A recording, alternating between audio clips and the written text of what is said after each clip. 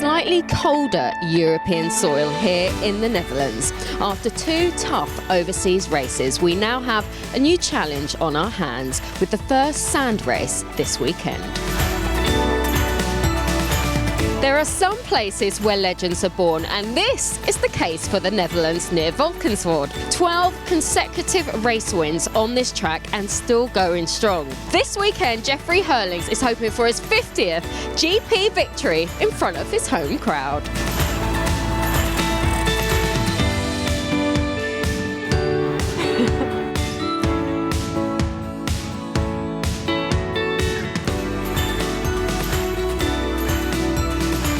Welcome to Valkenswaard for round 3 of the 2016 FIM Motocross World Championship.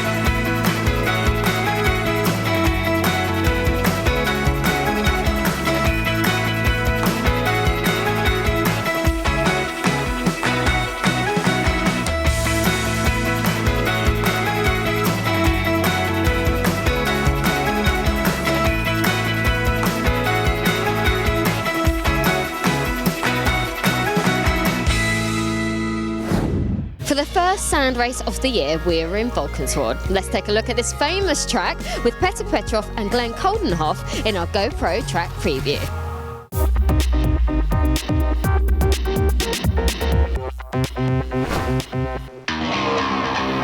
Glenn Coldenhoff, MXGP class, Red Bull Factory KTM Racing Team. Peter Petrov, MX2 Monster Energy Kawasaki.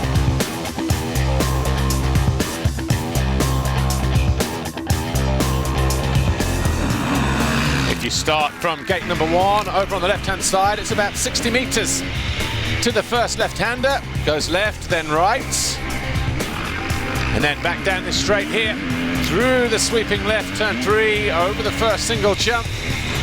Start to get pretty choppy on the downside through here. Expect there to be some bottlenecks and a little bit of carnage through that left and right as well, right at the start of the race. Eventually though, we open up 3 giant rollers down the next straight under the trees. We go left. Again, that will start to carve out. Then we have the first of the Monster Energy step-up jumps onto the plateau. Continuing left. Continuing to climb over a single. Swinging through the left-hander, dropping down. Taller and steeper than it looks as well. That descent through the tight right. 3 giant rollers. If you get good drive, you can double through there, and then a single at the end, the other side of the bridge. Then 4 giant waves cresting the top of the hill, highest point of the circuit, swinging left over a single, dropping downhill off cambered through 180, left-hand turn, eventually leveling out into this flat right 180. Second quick change third, over another crossing jump, 90-degree left, a single on the exit, and then we head up towards a tag boy double. Pretty easy across there, single at the end of the straight, and there should be some huge braking bumps as well into this 180 left. Fairly long straight, but right at the end we have 2 singles, braking bumps through there just to upset the balance of the bike through the 90. On the gas again, expect the ground to cut up. Over the Ippon step down about 20 meters or so, and then right at the end of the straight, a single into the final corner before the finish line. Over a single, small double, Monster Energy finish line jump just here. The riders land, the other side, go left, right through the chicane, and then down towards the final left-hand corner that takes the riders back down the start straights. Except they swing across to the right, past pit lane. See the first corner disappearing off to the left there. Then we head left, and that's a lap of Valkenswaard. A team that will be in the spotlight here in the Netherlands with young and local riders is a team that knows the importance of fresh talent, the future of the sport and the tough journey it takes to become a professional motocross rider. This is exactly what Martin van Gunderen and the HSF Logistics Motorsport team are doing in the FIM MX2 Motocross World Championship.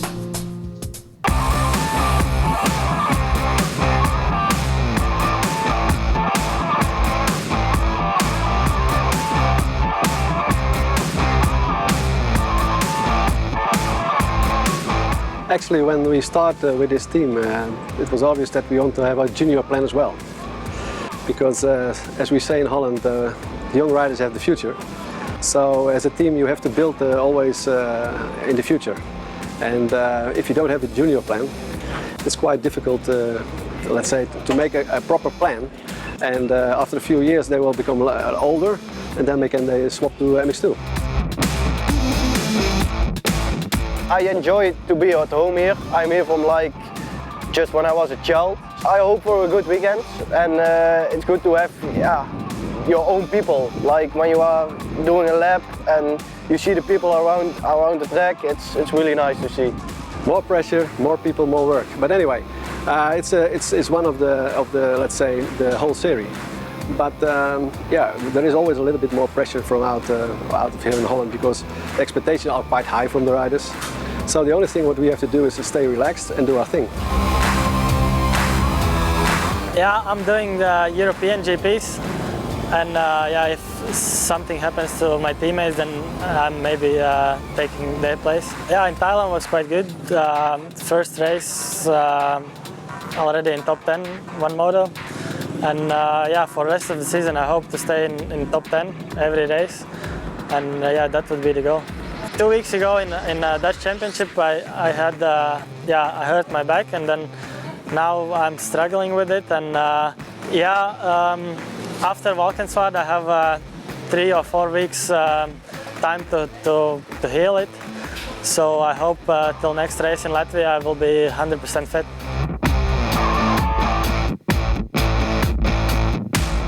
The first time I came over to Europe was in 2010, I think. 2008, sorry, and I was 12 years old. I just did one race on 85, and I came back in 2011 on 1-5 for a few races, and I got picked up by a team, a German team. And in 2012, I spent the whole season on 1-5, European 1-5, and then 2013, and then I decided to move here and to race MX2, and I got luckily picked up by a good team, and now I'm here and I'm enjoying it in Europe. And I think this is what I wanted to do since I was a little kid, and I've sacrificed a lot to be here and to do this, and this is what I want to do. So I'm actually lucky to be able to do this as my job. And I think a big step for me was from 1-5 Europeans to 250 European 250. It was a big step. But from European 250 to MX2, I don't think it's that big of a step. I think there's also some very competitive, very fast European riders. I'm almost there. I think the ankle will take quite a while to be 100%, but my body is fit and I'm feeling good and I'm confident for the weekend, so I hope to have a good result this weekend. I didn't expect to race with him in the beginning, but now I'm racing with him and I just like it. Sometimes I'm training with him and I like to do it. It's good to see him riding. It's some riders say you don't can watch him because he's from another planet or something.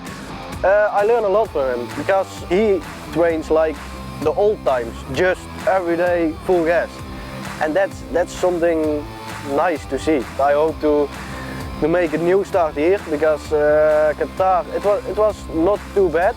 Because I was surprised with the 9th overall. I hope now for a better result this weekend.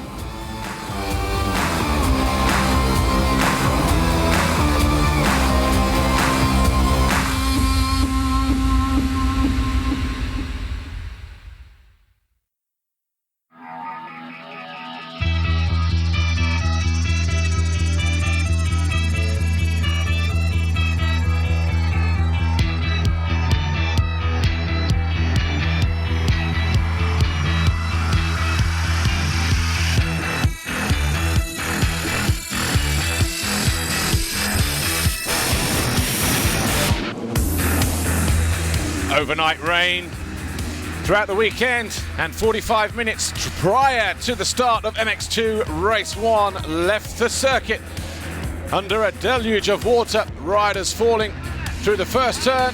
Samuele Bernardini also fell as Horst Jonas grabbed the foxhole shot. Riders did well to avoid the fallen TM rider as Alexi Verhaeghe also fell 2 or 3 corners later. Riders jostled for position in the extreme conditions, but it was Paul Jonas who led the way from his teammate, the number 84 of Jeffrey Herlings, but it wasn't long before Herlings started to put the pressure on. The Latvian made a move around the outside at the top of the hill, and before long, lap 2, Jeffrey Herlings was out in front. Behind them, the 152 of Petr Petrov and the 91 of Jeremy Siewert, with David Puchis inside the top 5. Benoit Paturel was charging through. That got him into 6th with that pass on Freddie van der Vlis. But Calvin Verlanderen, who was in 11th place, found himself wanting as Ben Watson on the Hitachi Revo Husqvarna made that pass to get himself into 10th, and then 3 corners later, the number 10 bike started to steam and he would not finish the race. Paturel, though, was looking solid in 6th place, as was the 152 of Petrov in 3rd, as he held a comfortable advantage over the 91 of Jeremy Siewert on the Suzuki in 4th position. But Jeffrey Herlings was a man on a mission, pulling well clear of the rest of the field. He lit the candles in race 1. Jonas was 2nd, Petrov, Siewert, Van Donnik, your top 5.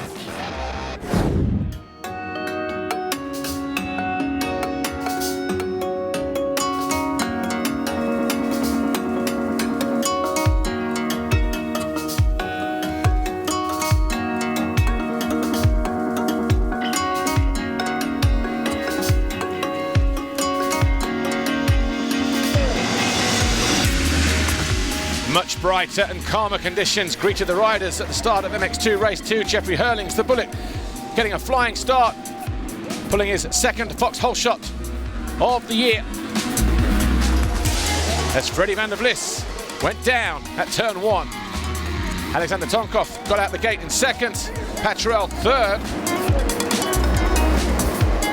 But it was Herlings who started to streak clear. Undefeated around here in the last 6 years, and halfway to making it 7 in a row, Herlings was already far away from the rest as they battled over 2nd, and it was an intense battle as well, headed up by the 59 of Tonkov. Jonas made this massive pass to get himself into 2nd, leaving Tonkov then, the 59, to fight over 3rd, and what a battle it was as well. Verlanderen was in there, so too Paturel, Brent Van Donnik, Jeremy Siewert and Petr Petrov. Verlanderen went through briefly, got himself into 3rd, but then Tonkov rebounded and the two went bar to bar for a couple of laps before Verlanderen eventually made his pass stick. But it was craziness to the highest order. Positions changing every corner, every lap. Tonkov hanging on in there in 4th. Siewert just behind him, then Petrov. The 2 Yamahas of Brent Van Donnik, Benoit Paturel, side by side, bar to bar. Until this moment, Petrov went down, caught the rear wheel of Siewert. Brent Van Donnik ran into the back of him and it blew the battle wide open. Siewert then got into 3rd with that pass on Tonkov. But staying out of trouble, the 41 of Jonas and the 84 of Jeffrey Herlings, already celebrating in front of the home fans, en route to making it 14 wins in the last 7 years. Jeffrey Herlings also reached a milestone here this weekend by winning his 50th career Grand Prix victory. His teammate Jonas was 2nd, Jeremy Siewert was 3rd, and Herlings continues to lead after round 3.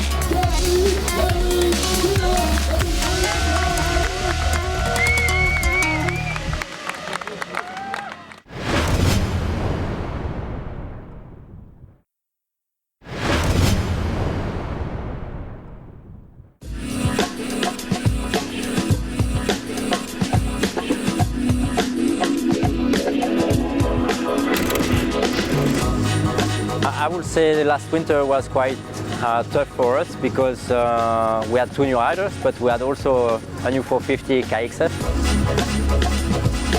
The new Kawasaki 450 just awesome. I mean, the handling on the bike is pretty good, and I didn't feel any difference with my 250 for the handling. Already when I had 14, I used to ride a 450 just to play around, and I like it. So I had the opportunity like this, and I take it like this, and I just wanted to improve step by step with that bike.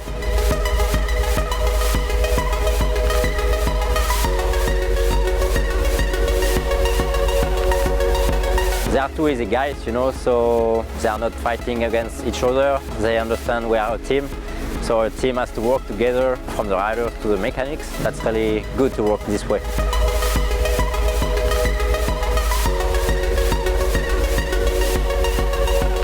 Clément is a pretty cool guy, so for sure he helped me with the bike, and we also could test together the 450 and some pass, so we speak a little bit, but you know, we are riding different, so the bike are not the same, but you know, Clément have a lot of experience with the 450, and I'm really happy about it, and being his teammate is pretty good. I think it's a combination of that. That's why I changed the team to go on a new bike, maybe make it fresh, and then, you know, when you change the bike, change the team, sometimes you find a small thing that can make it better. Sometimes it can go also on the other way, you never know. I mean, it's not the case here, so that's good, and that's a combination of everything to try to get what I want at the end. We have 2 years deal with these 2 riders, so we are working on long term with both, so we have good expectation after. It just will come better and better. It's pretty difficult because we had some pretty good tests already with the team, and I felt really good in it. My speed was getting better and better. The bike was also getting better and better, and everything was going very well until I need to go back to the surgery. So now we have to start everything from zero. So you know, it's really frustrated, but I just try to stay positive and really looking forward to coming back stronger. You know, in the same time, I changed like everything, you know. The team, the bike, the brand of tire, of suspension, and so it's everything. And then, yeah, I decided. So I want to work to improve myself again and give me all the chance to win, you know. This weekend is the launch of Monster Energy Yamaha Racing Team's hospitality for the team and invited guests to enjoy a GP weekend in a bit of style.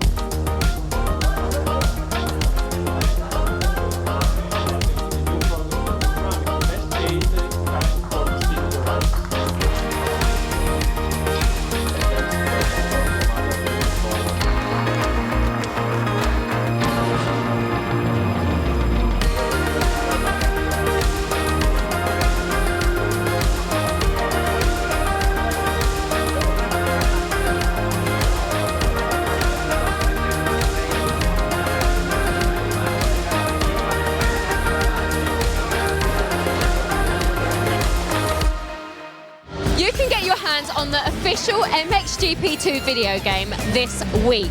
Some lucky fans have had a little taster of what there is in store.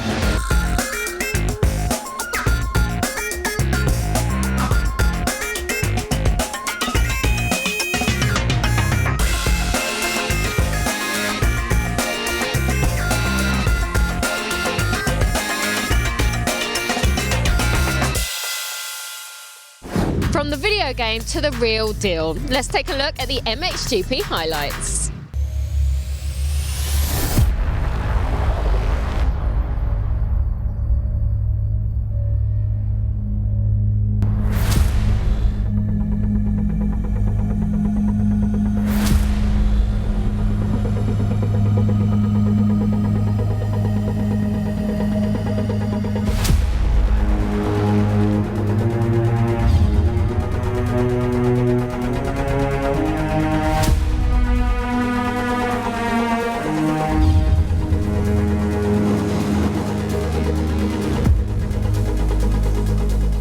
Nagel got the qualifying race victory on Sunday, and he thought He'd pulled the foxhole shot as well. But it was Tim Geiser by half a bike that stole it right from underneath the German's nose. Fevre got himself up the inside of Kai Rowley to go third as Simpson went crashing out of sixth towards the end of the lap. Jake Nichols couldn't avoid the fallen KTM. Both Brits down on the deck. Geiser, though, was on a charge and already pulling clear of Fevre and Nagel. Now third. Bobryshev on the Honda was fourth. Tony Kai Rowley out in fifth, having a lonely ride.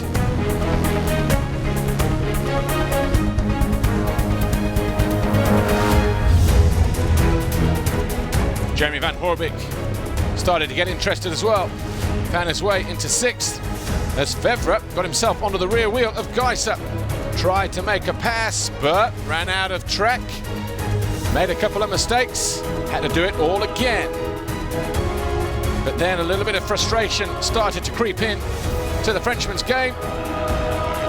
One or two mistakes allowed Nagel to close in on the defending champion. Nagel went through, wasn't pretty, but it was effective. Suddenly, Fevre was in trouble. He made a mistake towards the end of the race as well, but fortunately, Bobryshev wasn't close enough on the HRC machine to do anything about it. He stayed down there in fourth as Van Hoorbeek went after Kai Rowley. Kevin Strybos, Clement de Sal, Tommy Searle all battled inside the top 10. The two Kawasaki's, though, the 25 and the 100, eventually coming home in 8th and 9th. Geiser, already a two-time race winner in 2016, ignored the torrential downpours in the closing stages of the race, and he was a clear winner in moto number one. Nagel was second, Fevre, Bobryshev, Van Hoorbeek in top five.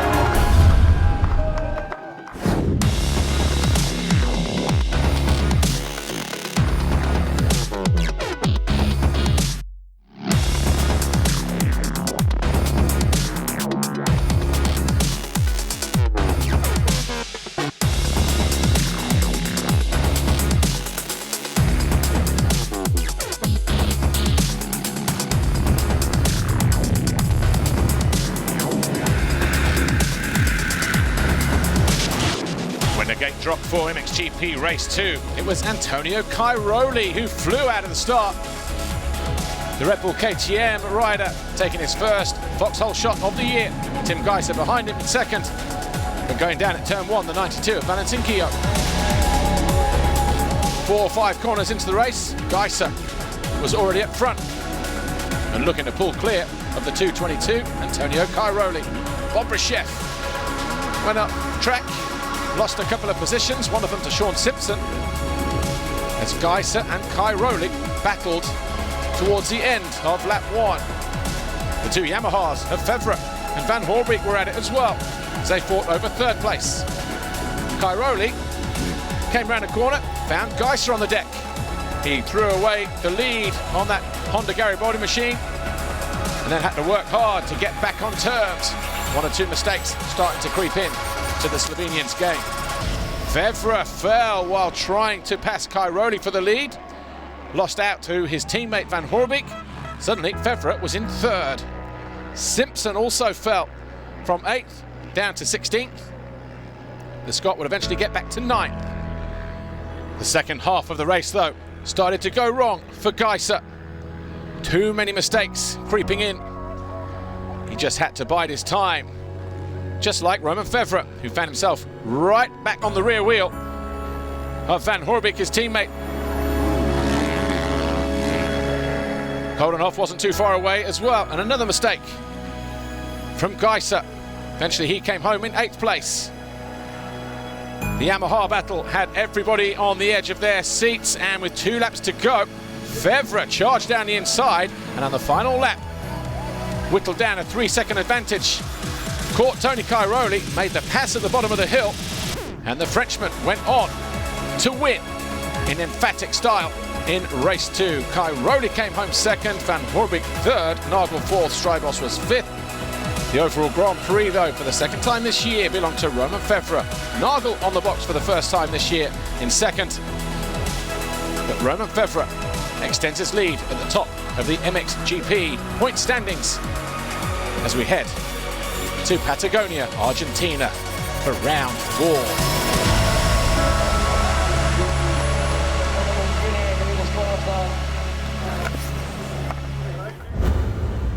That was a quick stop on European soil before the riders have to pack again for the South American leg of the Tour. Thank you for joining us for some of the most exciting racing we've seen so far this year. We'll see you in Patagonia, the MXGP of Argentina.